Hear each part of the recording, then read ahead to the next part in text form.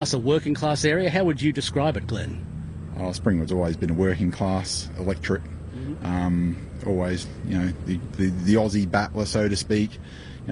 Nice houses, big yards. A lot of people like to look after their yards in this electorate. Okay.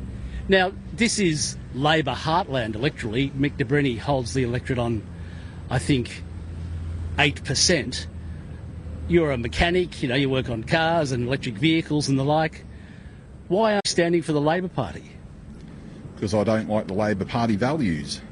Pauline Hanson's One Nation has actually got the best policies for the people. We don't behold to parties or party donors. We're actually for the people to actually help the electorate and the state grow. You're a blue-collar worker, but traditionally in the past, 40 years ago, this would have been 90% Labor sort of voting heartland. Yet you're not. What's brought about the change?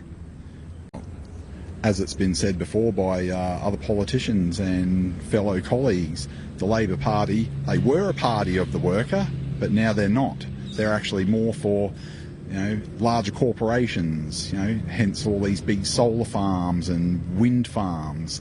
They want to plough themselves into, go along the lines of the UN, which the One Nation, we want to flick the UN.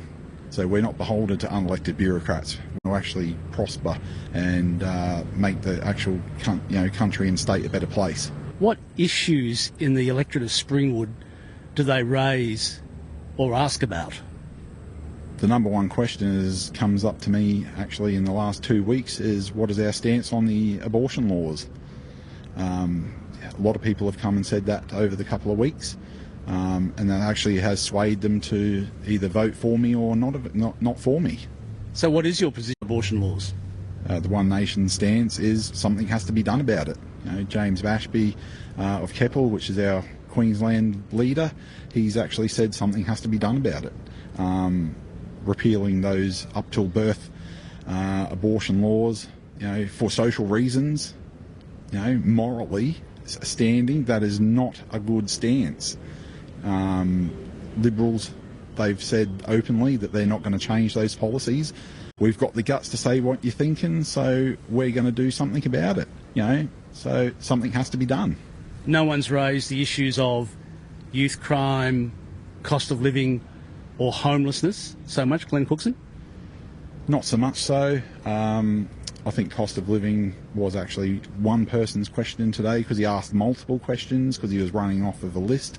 Does this area of Springwood consider itself part of Brisbane, part of Logan, part of the Gold Coast? How do locals regard this area? How do you identify yourselves? This is most definitely Logan. So if you go a bit further down the highway, sort of hit the Beenleigh area, then it becomes into the Gold Coast.